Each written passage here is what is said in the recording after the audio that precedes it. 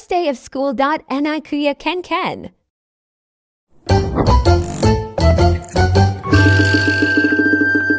Hey guys! Ako nga pala si Bibe. Nakatapos ako pero wala akong pangarap. Gusto ko lang mag-alaga ng aming mga anak, maging masaya at nakakain kami ng masasarap. Parang tanga naman yung intro na yan. Ano yan? Idol mo ba si Kuya Renan? Oo naman self. Marami akong idol dito sa social media. Pero isa doon si Kuya Renan.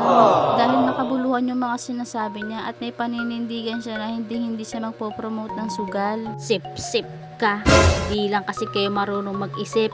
Kung matagal na sana kayo nag-promote, marami na sana kayong pera, 'di ba? Alam mo, self, mukha ka talagang pera. Bakit mo nahimik ka na? So, ayun na nga, hindi pa ako natatapos magplancha. Si Bobby, nagdede na, nagutom na. At nung nakatulog na si Bobby, niliguan ko na si Ken.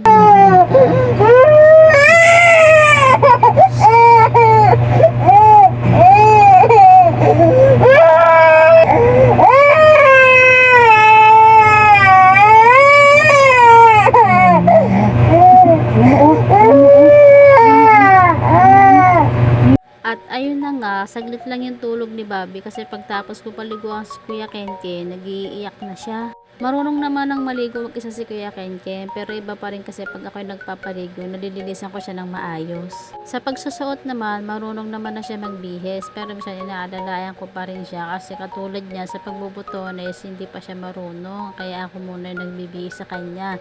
Si Bobby naantok pa, pero hindi ko na siya pwedeng patulugin dahil papasok na nga si Kuya Kenken. Kasi kung patutulugin ko pa si Bobby, hihiga na naman ako, tapos wala na, malilate na si Kuya Kenken. Pasikat ka kasi, di ba meron kang asawa, bakit hindi mo siya patulungin? Pwede mo naman siyang gisingin tapos pahawakin mo si Bobby sa kanya para naaasikaso mo ng maayos yung anak mo, di ba?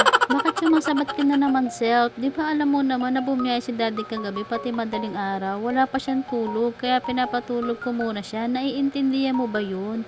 Huwag kang mag-alala, magpapahatid naman kami sa kanya, buwa ka ng ina ka. Hays, ewan ko sa'yo, buti na lang gwapo anak mo, hindi nagmana sa'yo. Ang bad mo talaga. O siya, ginising ko na pala si daddy at eto na nga pala kami sa taas dahil dito nakapark yung motor ni daddy sa harap ng bahay nila kuya. Eto namang si Bobby, good mood na, nantitrip na. Magaling kasi umarte ang anak mo. Gusto niya kasi siya lang yung aasikasuhin. Ang batang masayahin pero tupakin. Bahala ka nga dyan self, basta aalis na kami. O siya, magsilayas na kayo. Pwede ba bitawan mo na yung cellphone mo? Video ka pa ng video, mamaya maaksidente pa kayo. Pwede ba hawakan mo na lang yung anak mo?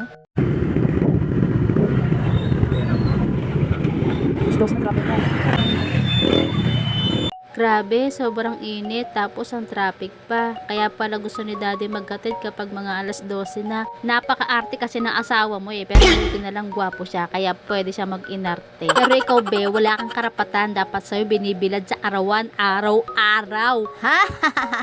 Grabe ka naman self, ang sarap mo naman yakapin sa liig. Nagpa-video nga pala ako kay daddy sa grade kasi ganun yung itsura ko pag wala siya. Alam nyo ba, isa to sa gusto ko nung bata ako, kaya sobrang saya ng puso ko ngayon dahil nagagawa ko na ngayon sa anak ko yung mga gusto ko. Gusto rin naman namin masarin si Kuya Kenken na siya nala. Pero sabi ko kay daddy, kahit sa first day of school, sana mahatid natin siya. Bye-bye! Katulad niyan, kinakabahan si Kuya Kenken, kaya nilapitan ko siya niyan. Tapos